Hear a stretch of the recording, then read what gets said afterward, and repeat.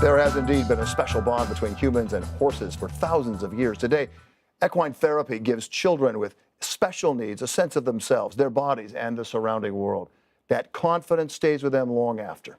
Hi, everyone. I'm Bill Ritter. Young people with the most difficult road to high school graduation are students who have special needs.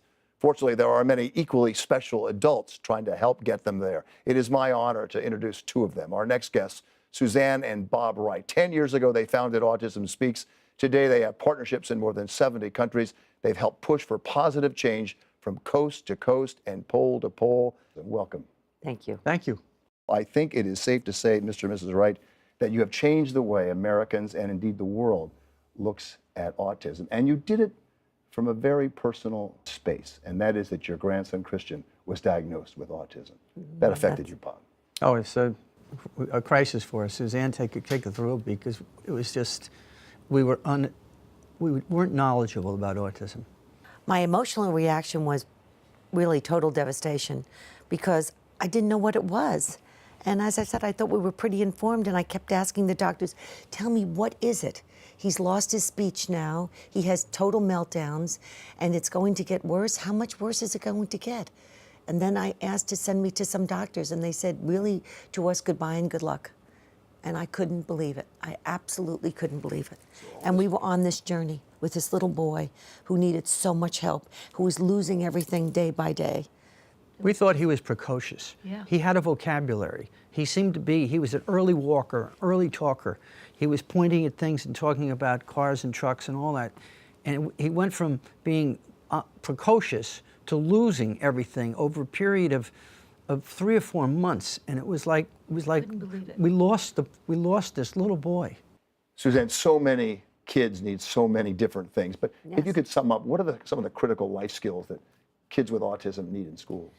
How to interact with other children, how to be patient with another child that he might want to take something from.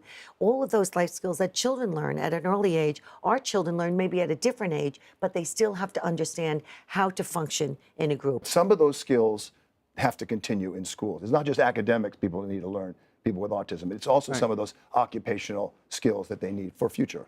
Our grandson is here at school, and they have a life skills upstairs on the 5th floor where he learns to tie his shoes, he learns to make toast, he learns how to set a table, learns how to put his clothes in a washing machine. So all of those skills that we take for granted, our children have to learn. With issues like autism, they need to get out of high school, but they have to have some learning, something they can do to get a job. Yes. And I think technology can really match up that today. With the iPads and all the communication skills, our grandson is nonverbal, but because of the iPad, because of what he's learning, how to communicate through that technology, we can certainly start to match up jobs with these kids that are non-communicative. What a fascinating experience in your lives. You were a hugely successful executive, president of one of the biggest media and most successful media companies in the world. You were his partner in all that. And yet, as grandparents, you felt at first so helpless. And so powerless.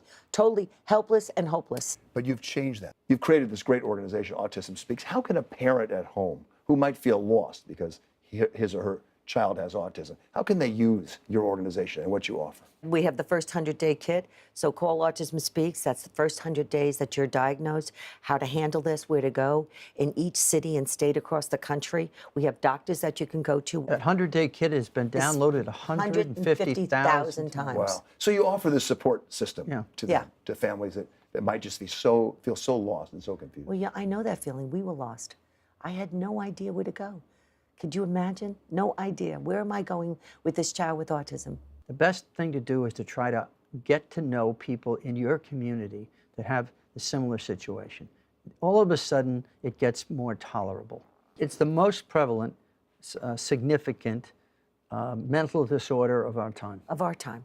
And actually this past year, the Vatican had the first ever 3-day conference. The Pope realized, because the Pope is for the people on the margins, the Pope and the Vatican realized how important it was to make this a worldwide issue, to take the stigma away, to recognize the global families of autism. It was quite an experience. If this hadn't happened to your grandson, Christian, this might not have had this kind of sea change in how we do it.